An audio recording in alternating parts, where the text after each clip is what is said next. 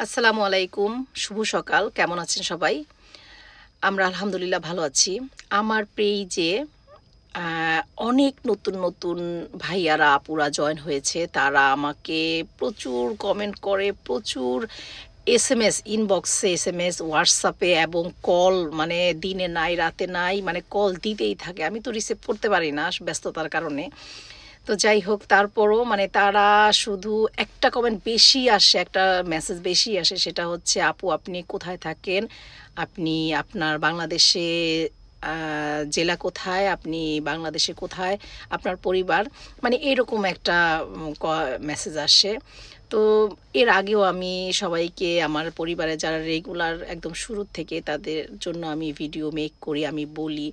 তো আজকে আবারও বলছি যারা আমার নতুন পরিবারের সদস্য হয়েছেন তাদের জন্য যে আমি হচ্ছে জাপানে বসবাস করি পরিবার নিয়ে, স্বামী সন্তান নিয়ে জাপানে বসবাস করি এবং আমার দেশের বাড়ি হচ্ছে ঢাকা নবাবগঞ্জ।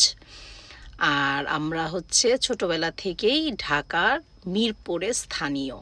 ওখানে আমার জন্ম, আমার বেড়ে ওঠা এবং আমার ওখানেই সব পড়াশোনা।